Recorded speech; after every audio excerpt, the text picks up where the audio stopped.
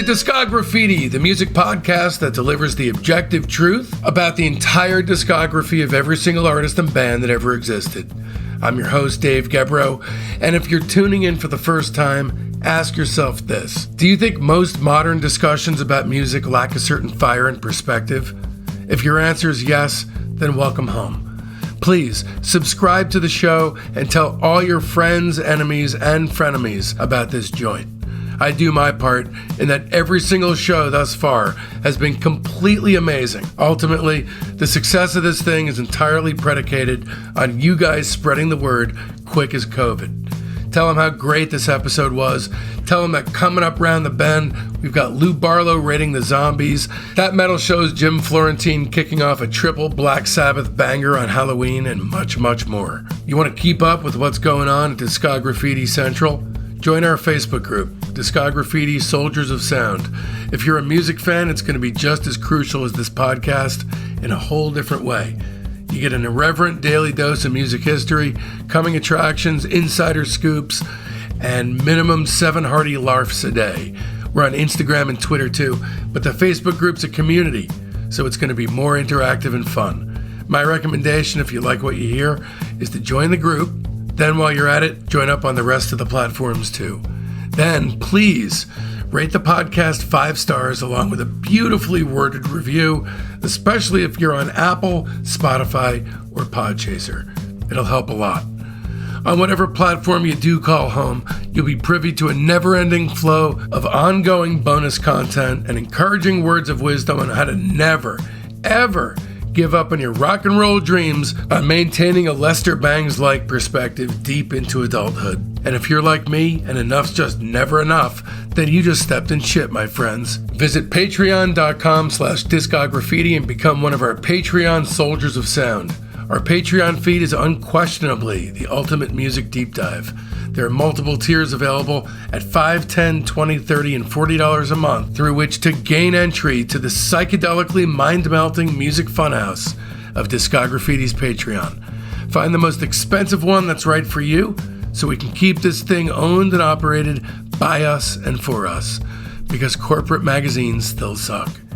As you know, for the weekly Patreon episodes I'm assembling from this epic, sprawling interview, there's no real outtakes per se. Those all ended up in the garbage. What I've assembled is only the off-topic stuff we wandered into, which was very often actually. All right, back to the free shit. Don't forget, the link to our legendary playlist is in the show notes and also on our website at discography.com. This is an invaluable resource if, like Bob Nastanovich and I, you just hate listening to shitty songs. Lastly but not leastly, a heartfelt Discography thanks goes out to Joe Cravino, who helps with posting the show, Todd Zimmer, who does art and graphics, and my beautiful wife and son, Jen and Mason, without whose invaluable help and or morale-boosting energy, I'd be 100% dead in the water. I can't thank you enough. I care too much about this show to be easy to deal with, so also I'm sorry. Okay, back to business. First things first, you guys need to know just how seriously I take this craziness. Discography is heavily researched, and the music is always reassessed with fresh ears. We're not just covering albums.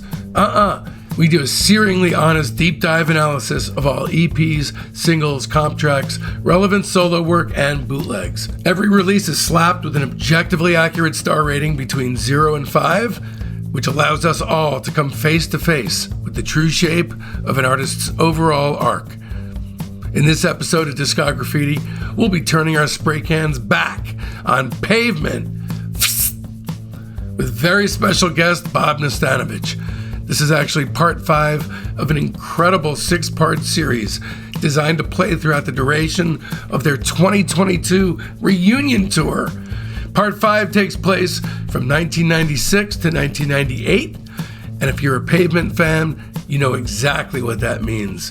We're in the Brighten The Corners / Terror Twilight era, guys and gals. Moving into 97, we have the slow, lugubrious torpor of Brighten The Corners, and I say that with great love and affection. One Bob Nastanovich said of this record, we were going to go into people's rooms and brighten their corners with music. What a dumbass statement. Have you ever heard a Christian song called Brighten the Corners of Your Mind? No. From like, I would guess, I'll look it up. Stephen, I guess, heard it, thought it was cool, but it came from like gospel radio. It's a actual Bible verse. It's just a old Christian hymn. Do not wait until some deed of greatness you may do. Do not wait to shed your light afar. To the many duties ever near you now be true. Brighten the corner where you are. The chorus would be brighten the corner where you are, brighten the corner where you are. Someone far from harbor you may guide across the bar, brighten the corner where you are. You guys have no gospel underpinning, do you? Not at all, but I think that Stephen had heard this song at some point in his life, and he just liked the chorus. Maybe he was praying for the salvation of Pavement. And we're not an irreligious band. Were you at a place at that point where he could have been in that mind frame? Were you really there? No, not ever there at any point. I mean, come on. Yeah, it was just like, it's just the vibe, Brighten the Corners, like kind of like Wowie Zowie, a freak show. Like, let's clean up the mess that Wowie Zowie was. Maybe, I don't know. I think that would probably have more to do with it. When I think of this record, I don't think of a bright record. I think of a very, there's a lot of sadness to it for me. Anyway, Bob and I have found out, certainly to my complete amazement, that we are both what's known as 1.5 diabetic. The odds of us are way greater than some of the long shots you've ridden against. There's a ton of type 2 diabetics. There's much fewer type 1 diabetics. I think there's 1.5 million people. That's it. And then out of those, there's a way smaller group of people like Bob and I who are type 1.5, which means that we were erroneously, or at the time correctly, diagnosed as type 2, and then our remaining beta cells died out completely and we were re-diagnosed as type 1, and not as kids either, as adults. Does that pretty much cover it? That is correct. Yeah. All right. Moving. It's an odd thing to have in common, but I think there are probably a lot of type 2s that actually should be classified as 1.5. I mean, if I see somebody walking down the street, like I did the other day, actually, who has they had that sexy diabetic look about them. Yeah, they all do. If I see a Dexcom, I see a pump, that person automatically is my brother or sister. Oh, I wouldn't even be able to recognize those toys, those tools of the trade, because I rock it primitive, man. That person is immediately my brother and sister. Do you strike up conversation with them, or do you? 100% of the time, yeah. Whoa, man. I've had some great experiences doing that. What a cool way to meet. You should start a club there in Los Angeles. Here in Paris, Tennessee, I think I'm cool not hanging with the other diabetics. Keep it in your back pocket. If you experience a patch of difficulty in your relationship with it, it's very helpful should you need the extra assistance. Thank you. In any case, my friend. Aside from running around screaming. Well, there is that. There is always that. My wife can vouch for it too. Mitch Easter. Must be a very patient woman. Yeah, she really is. Thanks, Bob. Brighten the Corners. Mitch Easter, you got that trademark jangle. Congratulations on your wife. On my wife? On your wife. Thanks, man. Are you? I don't know her, but she must be pretty cool. It said at the bottom of her dating profile, artistic is a must. Recently, there's been a lot of put your money where your mouth is kind of thing as far as that aspect of her dating profile. That's been kind of, I would say, steering my life much more than it was when we met. Cool. When you're heavy in the equestrian mode, how is your creative life? Is it dormant or is it sidelined or? Same as always. You got to make a living somehow, it's the same. My level of creativity is pretty much always the same. Consistently good or intermittent, or how would you characterize it? I don't know. I guess I would describe myself as streaky. Let's talk about the process behind Brighten the Corners. What I understand is that the recording with Mitch Easter took place relatively quickly. A lot of these tracks were first takes. The sessions wound up involving a lot of editing. Basically, it was the band recording several versions of each song before deciding on the final take. And then the vocals were recorded outside of North Carolina in New York. Is that accurate? Or? Yeah, I think there's I think it's called a dummy vocal. When the tracks left Kernersville, North Carolina, outside of Winston-Salem, Mitch's house, it was actually a really fun recording session. We stayed in kind of a diving motel, and there was a bowling alley, a taco truck, and then this bar that you had to be a member of to shoot pool in. We were pretty much sequestered out in a tobacco field. I remember Don Dixon stopped by one day. I love meeting him. He's a legend. But also the Summer Olympics were going on. For the first time ever, I remember Eyebold was really like focused and excited about the Olympics, something that I'd been into since I was a kid. That was kind of fun. He was all jazzed about the Olympics. One cool thing about bowling there was that there was a woman who was the top bowler in the country, and it was her local bowling alley. And like, there was a huge banner across the back of the bowling alley that said home of America's #1 bowler. So she'd be down there practicing all the time in lane 6 or whatever. And we'd be like way down at the end, like kind of not wanting to get too close to her space, but standing sort of 6 or 7 lanes away and admiring her panache with a 12 to 14 pound ball. It was great. I mean, we had a really great time. I think the first couple of days were particularly hard on Steve West because the way the process works generally, and I don't know if it's this way for all bands, is you kind of record the drums first. So after 1 or 2 days of that, he always refers to it as being kind of off the hook. But the hook was hard for this record.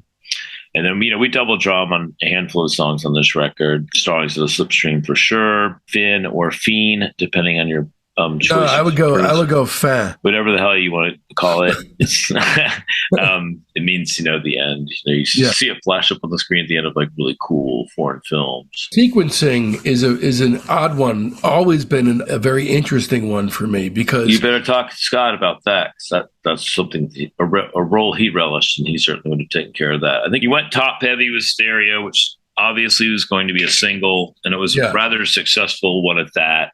Yeah, it's just kind of a fun, lightweight indie rock anthem sort of thing, but it's not an anthem in terms of that it's really sort of saying much. I'm just saying that whenever I think about this record, the thing that I think about is the sequencing, because my favorite songs on the album are Stereo, Shady Lane, Starlings of the Slipstream, and Fin. So my favorite songs on the record, it is the absolute apotheosis of the 7/10 split in sequencing. My favorite songs on the record are Transport is Arranged, Type Slowly, Shady Lane. I like Starlings, Cool Date with IKEA. I've never been a huge fan of Old to Begin. I think We Are Used is kind of funny because it's got all of us sing at once. I mean, Stereo and Shady Lane are great. Type Slowly became a really great song live. I love that song. It developed into a really good song live, kind of like as close as Pavement ever came to feeling anything like something like Led Zeppelin, which is sort of a preposterous idea. When you guys hit the studio, was there a sense of like, holy shit, there's a lot of mid-tempo songs here? There was a certain self-consciousness about making a record, paying attention to the fact that we were on Matador Records and we were still part of the music business going on here. So yeah, if you think about the record starting with Stereo and Shady Lane and that outro thing, part of it, which was called Javis's Ass, which is just an outro that actually sometimes we play live. It was top heavy, but then we felt like we had a really strong song, Blue Hawaiian, to start the B-side, and we had a really good closing song. I think Date with IKEA is a very good Camberg song, and Passat Dream was not one of my favorites. Yeah, I would get with that for sure. Yeah, Old to Begin is kind of cool. We've actually practiced that recently, and it actually, again, with the benefit of a really good keyboard player, it's good, but it's always needed that. That's one of the problems with Pavement songs that had keys, was that we needed somebody with confidence and savvy to play those keys. So yeah, and Embassy Rose is awesome. And I mean, Embassy Rose is a song that, is very easy and fun. That is a fucking great song. And then some people's favorite songs. Some people's favorite Pavement song. I love playing Finn. We call it Finn, I think this band say Fiend, but like it's also listed as Infinite Spark on. Yes, and that's just an alternate title for giggles. And so let's go through it chronologically. I think this is a really underrated record for you guys. I think some people, it's their favorite Pavement record. So maybe it's not underrated after all. I just know, this I think it's fairly rated. Okay, well, that's good to know because it's deserving of that. Stereo is awesome, even though there's sort of that, what I call that sort of Weird Al predilection on on Steve's part. It doesn't feel novelty style. The Hi-Ho Silver Ride breakdown pre-chorus is classic Pavement, and the song is an incredible single. I love it. Shady Lane's probably my favorite on the entire album. One of my favorite lines as well, you've been chosen as an extra in the movie adaptation of the sequel to your life. You know, those two songs in a row, like we talked about, it's a little bit unfair because the rest of the record winds up being more undistinguished. And what I mean by undistinguished is just at the same tempo. So it's kind of hard to pick them apart. You know, when Embassy Rose fast. Yeah, that is. And it's Blue Hawaiian super mellow. Type Slowly is, the king of the mellow songs for you. It rocks. And Transporter's Range has a lot going on in terms of dynamic in it and has really great set of lyrics. What is that, a mellotron in the beginning? Yeah. Yeah, Transporter's is arranged is good. Date with IKEA. I love how when it kicks in, it sounds like Boston's More Than a Feeling. The stuff that Scott is doing during this time, it's really beautifully complementary to what Steven's doing because Steven's stuff doesn't hit you in the heart as much. It hits you right in the head. It hits you hard. But Scott's stuff really hits you in the heart. So it's a beautiful complementary blending of styles. He's very confident at this point, Scott. I just wish he would have had more songs that were good, that were up to the standard of these songs. I mean, I'm not saying that, a lot of the songs that have subsequently ended up in his solo career music is not good. I don't know how many of them are the early stuff as holdovers from Pavement, but he usually would not present his songs unless he had a confidence in them. He would be like, I'm working on something, but if we didn't hear it, that meant that it wasn't where he wanted it to be to present as a potential Pavement song. Whereas Malcolmus, he would have like ideas and we would try to he'd be like, I think this is like 70% of a song.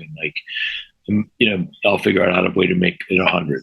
I was always wondering if it was a, George Harrison situation or if he coming to the table with that many songs.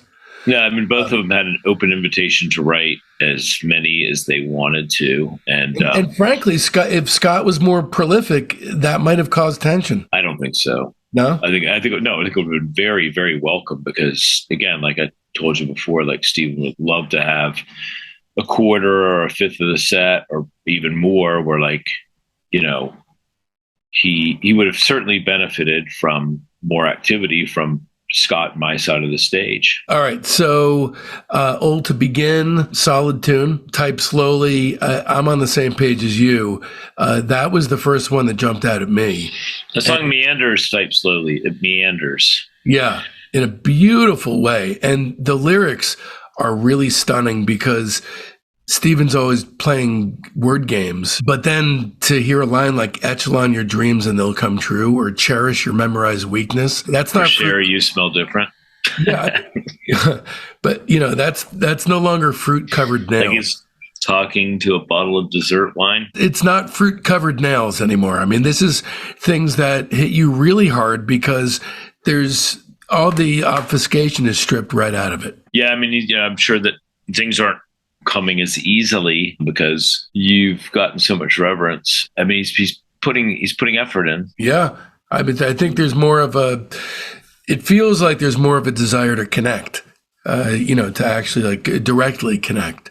I think that's fair enough. It feels like almost like whatever Steve Malcolmus's version of a Hard Rain's Gonna Fall would be like. Great tune. Embassy Row, like you said, another great one. Killer rock. Great live. It's good live. I'm sure it is. I'm guessing that you guys played it at the Hollywood Bowl in 2010, if I remember correctly. Probably. And I love the trick out intro as well. Blue Hawaiian, this is probably this is the one tough stretch in the record. Blue Hawaiian, We Are Underused, and Passat Dream is not my favorite part of the record. I like Blue Hawaiian. Blue Hawaiian's really well named. I think it had a really nice, soothing groove to it, and it's just a really cool song. But I do agree with you that We Are Underused. I can understand the concept behind it, but despite the effort, the execution, we never got what we set out to do. And then Passat Dream, I just think was not a bad song, but just not a great one. And then I think we both agree that the last two songs, Stars and Supreme and Fiend, are good. Very good. Those are super solid. Starlings of the Slipstream, I've always loved the really dreamy chorus. While the lyrics kind of hover around Mad Lib's level, emotionally moving, it all coheres and somehow winds up being emotionally moving just by dint of the music. This is my favorite ballad on the record. It would be kind of neck and neck with Type Slowly, but ultimately Starlings, I think. Cool. I mean, I'm looking forward to playing it live. Yeah, I'm looking forward to hearing it. It's fun. And then fin, whatever you want to say. Awesome. Some of the best classic rock style guitar work that Steven would throw down until Real Emotional Trash, which I think was him wringing a lot of that stuff out of his system. Man, is he good at that if he ever decided to go that direction. Really good at it. Yeah. So here's my notes on the record. This then is the sound of a perfect young man's band getting older, slowing down, singing in code still, but now leaning towards interpolating astounding aphorisms about aging and finding your true essence sprinkled in between the lines. Plus, for me, the benefit of time has allowed me to see that the combination of Steve and Scott's tunes are just differing vantage points in growing up and how that appears. Scott's are just less abstract and are clearly more about domestic union. I give the record 3.5 stars. Yeah, I mean, I think it's not perfect, but I think it's got some really excellent songs on it. It was a really fun record to make, and it was sort of a continuation of the same closeness in the band and unity in the band, where we were definitely a 5-piece band. So even though it's conceptually dissimilar and aesthetically dissimilar to Wowie Zowie, it still is like a full-on Pavement record. And like you, I think it has some weak points. In particular, Old to Begin, which I don't hate. We Are to Use is sadly forgettable. I don't think it's embarrassing by any means. That's in top 3 of all time for my least favorite from you guys. That's fine. I give it a 4. That's good. Yeah, I think a lot of. I mean, I just give it a 4. I mean, it's got a really strong sense of character, a very strong sense of itself. It is a Pavement record that gives you a lot of a certain kind of thing. That's a sound and a feeling. And for that reason, I love it. I listen to a record to be able to inhabit it. And this is very inhabitable. Cool. Yeah. So Brighten the Corners outtakes. Let's talk about just before we get into the singles and EPs. You have like a handful of things. Let's head up the charge with And Then the Hex, which was originally released as a B-side to Spit on a Stranger in May 99. The unedited full version, it was previously unreleased until the incredible package. What is it, Nicene Creators, I believe? Yep. Yeah. And so initially this was planned to be the opening track to Brighten the Corners, which, holy shit, would that be a different record? Like, it would completely and ineffably change the character of the entire record. So it certainly, as far as quantum physics goes, the alternate worlds theory of quantum physics holds that this album is extremely different out yonder. Yeah, I just don't think that the song was where we wanted it to be at that point. And then, the fact that we enjoyed the vibe of it, it just remained alive and was, a variety of versions were played of it. It's just an idea that was toyed around within Pavement for a few years before it made a record. This version's awesome to have, but this version's cool. That version's cool, yeah. And I don't really even know if any of the versions are. It's always kind of a work in progress. I mean, it's just again, it's a haunting song, and it's just that's its appeal, and so in some settings it's sort of dependent on its background and it's the way it sounds each and every time it's played. This is great to have, but the one that you ultimately worked on with Nigel was as far as I'm concerned, that is the definitive version. Yeah, his modern approach, I think, did not hurt the song. Yeah, it was probably worth sleeping on somebody's floor in order for him to do that for you guys. I love reading that that's what he did at that time. That's fucking awesome. All right. Beautiful as a Butterfly. Instrumental, just fucking around in the studio. Cataracts. That's pretty cool. And seems like if more work went into it, could have been fleshed out into something pretty substantial. Embassy Row Psych intro is pretty cool. Nigel is a good song, but again, it feels like it was just never wrapped up with a nice, neat bow. I forgot about that one.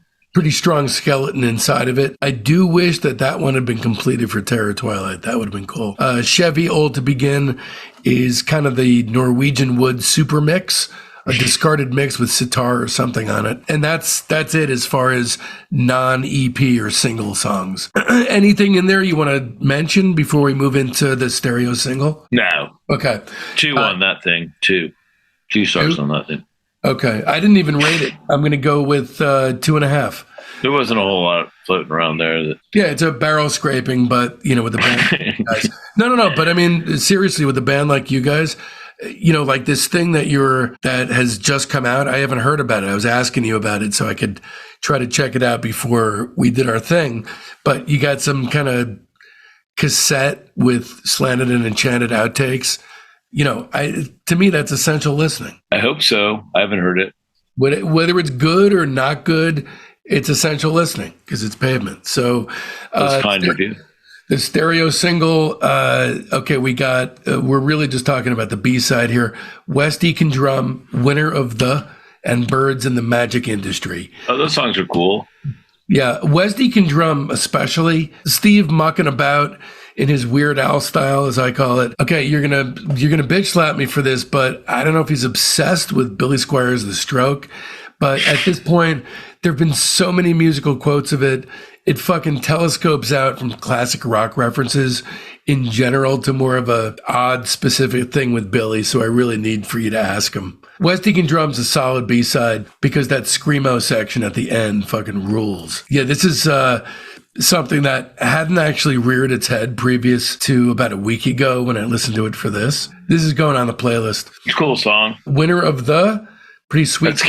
That's Camberg. Yeah. I was going to ask you. Okay, cool. Mm-hmm. So that's his song and that's him singing? Yep. I think it's a good one. Oh. Maybe Malcolm sings some background vocals on it. It's mostly him. Birds in the Magic Industry. The vibe on this feels to me like an Abbey Road take on reggae, which is... Yeah, that's exactly what it was, sort of. It was just like, it was fun. It was, it was just kind of fun, Well, overall, it's a pretty solid type material for being what sounds like a pretty off-the-cuff type affair. Yeah, it's cool one. It's a really cool one. I'd like to have that one. $6. Cool. All right. How prepared was all this material? About 2 for $11. You got it. I'm just kidding around. Got it, man. There's some countries where if you don't barter, it's considered insulting. Okay, I'm sure there is.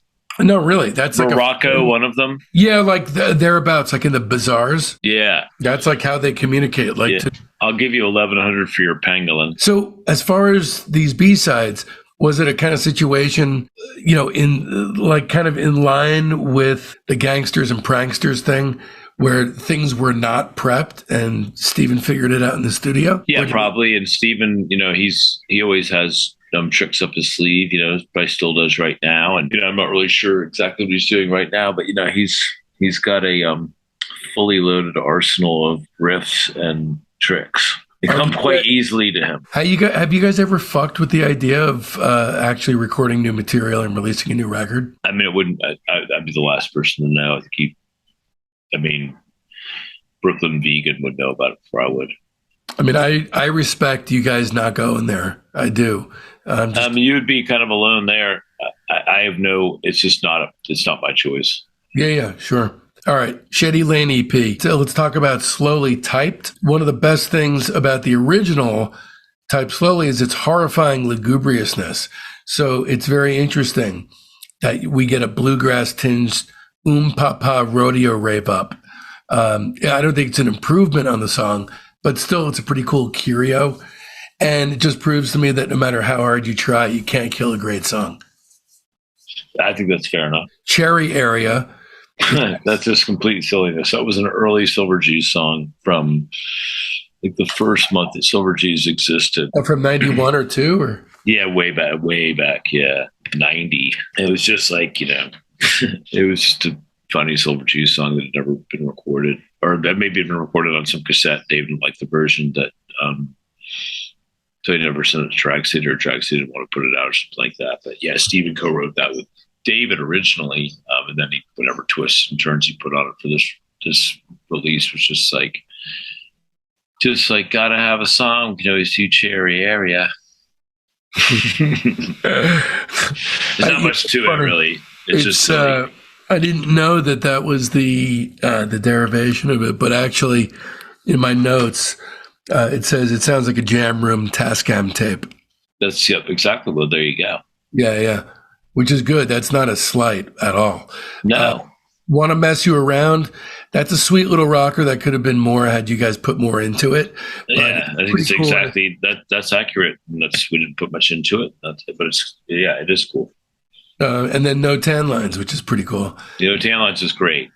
Is that your favorite on here? It's just, I think it's good. I mean, I just think, I like it. Overall, what do you give this thing? 3. All right, I go 2.5. All right, recorded in 1997, the Spit on a Stranger single. All right, my man, here we go, talking about this fucking song, which is certainly an oddity. Spit on a Stranger? No, not Spit on a Stranger, Harness Your Hopes. At last count. Oh, so Harness Your Hopes. Harness Your Hopes was always a really cool song that probably should have been on the record instead of We Are Underused. Who knows why it wasn't? I think that, I'm not really sure why, but... By the way, this is your best EP in quite some time. This is just one of those things, I've heard the stories, of how this happened. At last count, Harness Your Hopes had experienced 78,678,291 streams. That last one, by the way, is mine because it's literally the only thing in your discography that I streamed in preparation for this episode. It's a really cool song. I don't think it's your best song, but it's interesting how these kinds of things happen. And let's hope that you guys have more, interesting, weird little successes like this happening. Roll with the Wind, as far as I'm concerned, it's as good as Harness Your Hopes. The same thing that happened with Harness Your Hopes could have happened with this one. The Porpoise and the Hand Grenade, in all honesty, this kind of just sounds like a bunch of farts to me. Oh my God, that's one of Steve West's favorite songs. Is it really? Yeah. He insists on, so far he's failed, but he insists on, he just loves it. He loves playing the drums on it. He loves the groove. It's kind of beachy, I think, in a way. We don't have that many kind of beachy songs. I think it's kind of cool in its own way. But yeah, for some reason, Steve West maybe likes things light and refreshing. I have nothing against farts. I think farts are a lot of fun. I have a 3-year-old boy, so, we both collectively love farts. That's good to know. Yeah. Overall, Spit on a Stranger single is really strong. I give it 4.25 stars. 4. You give it 4? Yep. All right. Then on one of your, I guess it's the Nicene Creeders or whatever it is, KCRW Morning Becomes Eclectic, February 25th, 1997. Neil Haggerty meets John Spencer in a non-alcoholic bar. Destroy Mater Day. It's a Rainy Day, Sunshine Girl, and Maybe. The only thing I really want to talk about or just mention is how great It's a Rainy Day, Sunshine Girl is. The original by Faust is excellent, and you guys do a kicking version of it. Well, it was a real risk when you try to cover something that amazing. So, and Stephen Faust be certainly in his top 50 favorite bands and biggest influences. So there you go. Yeah, it's pretty stomping. It's really just about getting that stomping backbeat. It's that primitive prehistoric thing. If it's too slick, it's immediately, there's no way to make it work. I agree. Well, you do it justice, my friend. So August 21st, 1997, John Peel. So, this was released on the Major Leagues EP, and it's not like old stuff you did with him. These are songs that you can find on other releases: Date with IKEA, Fin, Grave Architecture, and The Classical. Is that not your final John Peel session? I think so. I think it's the last one. I think at that point we were pretty comfortable in there, and I don't think that's a bad recording at all. Then in 97, God Save the Clean, Flying Nun Records compilation. It's funny, initially when Canberg said he was interested in doing this show, his first inclination was to do the clean. And I actually convinced him to, let's our options open and talk about other possibilities. It's probably one of his favorite bands of all time. We all love it. You guys do Oddity for this comp. I give it 2.5 stars. It's cool, not really essential category style Pavement, but it's still pretty solid. Nowhere near as good as the original 2.5 stars. 2 stars. Yeah. We were about to agree. All right. Well, you like Dissent. That's where we can agree. All right. 1998, the only thing that comes out during that year, posthumously, as far as the band goes, demos that Malkmus had stored up. So there's a whole bunch of things on the Terror Twilight packaging. I'm not even going to go through it here, but let's see. In July 98, there's a demo at Jackpot Recording Studio in Portland for You Are a Light. There's also rehearsal demos recorded at Rex Ritterer of the band Jessamine's house in Portland. And then in October, recordings from Echo Canyon, the Sonic Youth rehearsal recording space in New York. Yeah, they were all just basically part of attempts to try to make Terror Twilight before we went to the studio that we actually finished it in. So I guess they're kind of glimpses into why we ended up where we did, not only where we were with this stuff. Like recently, when probably it came no. Okay. No. So, I mean, what I don't really see any point in it from my standpoint. I mean, it's not like it would bring back bad memories, but it's not going to really to kind of do anything for me. So during this time in 98, when you guys are getting back together and kicking the tunes around in the studio, was there a feeling like, or was it just any other kind of Pavement session? No, it was a bit more of a struggle, and it was, sort of be like kind of, like where we were after Gary left the band and Steve West joined the band for Crooked Rain. So it was just that same kind of, it just wasn't easy. Right. Like Wowie Zowie and Brighten The Corners, and I assume how Slanted was. Who was having the most palpably difficult time? Was it Steve or was it? No, everybody was. Camber was really put off by the whole vibe. It's just the band has, gradually become more disparate. I can't sit here and say that it made sense. That's just the way it was. Yeah. I mean, you've been around for a long time. And if the guy that writes the majority of your songs and, plays lead guitar and sings, if he's getting sick of it, then that goes all the way down through everybody involved with it. And so just the whole process, the key thing you got to keep in mind here is he was doing all the homework, not all of it, but he was doing the majority of it. So he, basically he would go home, make a new record for us to flesh out with him. Like, it was just like, there's no way that anybody could not understand his frustration with being in a band with people that rather unknowingly had kind of started taking him for granted. Mm-hmm. That he's just going to make great stuff for us to revel in. I mean, well, is it like the kind of thing like you sort of weren't aware of it, but you can understand his standpoint when you can think back on it. The Beach Boys, who were my favorite band, Brian Wilson is this, insane genius, but had this albatross of responsibility to provide for his family. Was it a similar kind of thing where it was like, I've worked with friends before, it's hard? No, it was nothing like that. It was just basically that Steven had become frustrated with the process, mostly kept it to himself, but then, it just seeped out. I mean, everybody was very well behaved and not insane. How would you rate Pavement's ability to communicate emotionally in an interband kind of way to resolve issues? Really good. I mean, I would say really, because if it was something that was significant enough that required could you put a star rating on it? Sure, 4. That's pretty good, man. Yeah. I mean, I would say a band like Orleans maybe would be maybe like a 3.5. So that's a pretty good barometer with which to utilize. I immediately had the very distinct impression when I heard Terror Twilight, and I heard an advanced copy, I believe. Can't remember how I came upon it, but I was very excited to hear it and had the very distinct impression immediately that it was Curtains for you guys. There is a feeling of finality to it. The title obviously doesn't help if you're, looking for clues. Nigel Godrich was brought on board to create a quote unquote straighter album. and bring Pavement to a wider audience. And honestly, he has I think that Nigel Godrich was brought on board to sort of make sure that the project got finished, because things weren't going particularly smoothly as they had on most of the other sessions in the band's history. It's an interesting thing for you to read, because most of us couldn't really read it. We just thought that things weren't really kind of happening very easily at this point.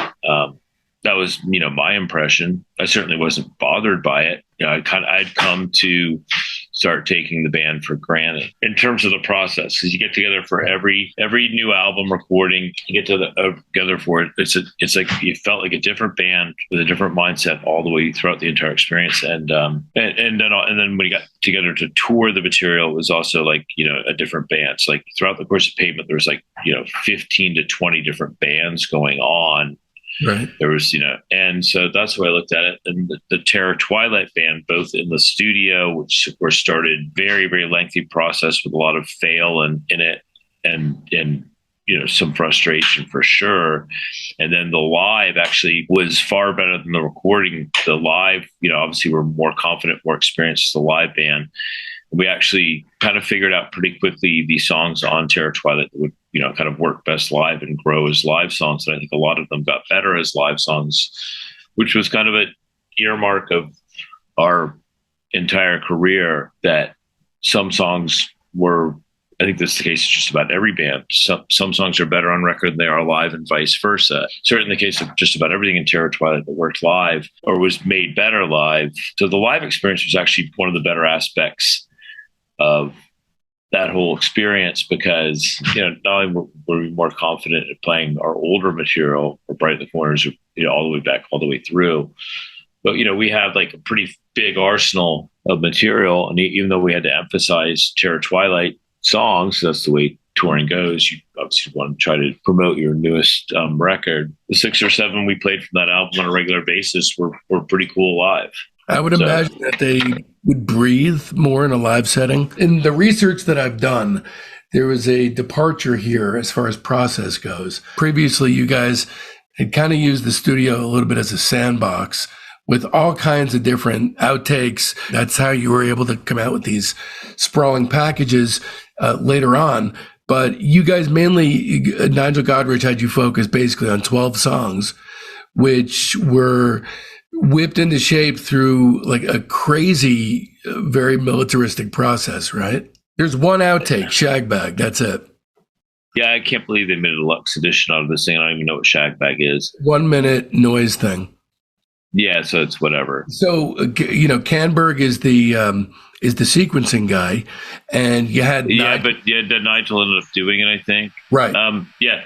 I don't know. I think basically it was, as Scott would refer to it, he's probably the most qualified to talk about it, because I was just in a room by myself making noises. And to be honest with you, I was quite surprised how many of noises made in an isolated room with headphones on, playing percussion and keyboards. A Nord lead at that point, ended up on the record, drums, and I would just do whatever I wanted all day. As I told you before, I never really participate in the mixing process. Scott was very, very animated about how it didn't feel like a band anymore. It felt like, a singer-songwriter record, which, to be honest with you, was a phrase that I never really used or cared much about. Now, he was saying this kind of stuff in the studio? No, outside the studio. I mean, I'm sure he did actually in the studio, like a lot of people, not telling the people who needed to be told, right. Telling the people that you could safely get away with complaining to, I guess. And I was amongst that group, but I was in my own peaceful place, my little room, not getting paid attention to, which was fantastic. I'd rather work under the radar because I didn't have to be self-conscious or worry about execution or anything like that. It was just very clear, and it made a lot of sense that Stephen was focusing on Nigel and vice versa. Steve West, I think his role in the band trying to get the drums down was quite similar to the previous record he played on. When you're the drummer, those are tracks that you have to lay down. And so I think, from the standpoint of his performance on the record, which should always be considered, he did an excellent job on every song on the record. And this record has a lot of songs that are not easy to drum on. So It was very, very challenging for him. So I think that he did an excellent job. I think that, Mark as always, worked really hard and did just fine. I think that Scott was put off by a lot of things and did not help the situation as a whole in communicating his dismay or trying to figure out a way to solve it. And then I think Stephen was just like sick of being in Pavement, at least in the studio. I think he certainly is always liked us. I just think he was sick of the circumstance of how things were being done in Pavement. I think fair enough if he felt like he was getting taken advantage of to a certain extent. So, and then, as I told you before, I was in my own little universe, which is very comfortable and easy for me, especially in the studio setting. So, yeah, you sound like you're a pretty agreeable guy, notwithstanding whatever the circumstances are. The 11 songs that made the record. What do you think about this crop of songs? I think it's great. I think it's great. I don't really like. It's a personal taste thing, but I'm happy we did it. In terms of a record that sounds like records made in that sort of modern way. There's really only touches. It's not slathered with electronica or anything like that. No, because that would have been like a joke. So we weren't making, but it sounds like a Pavement record that was just kind of like very clean. Yeah. I mean, Spit on a Stranger is really great. All the songs on their own are great. Billy, I know a lot of people that just absolutely adore Billy. And, the version of the Hex that ended up here is a good version of the Hex. Platform Blues. All right, let's start from the top.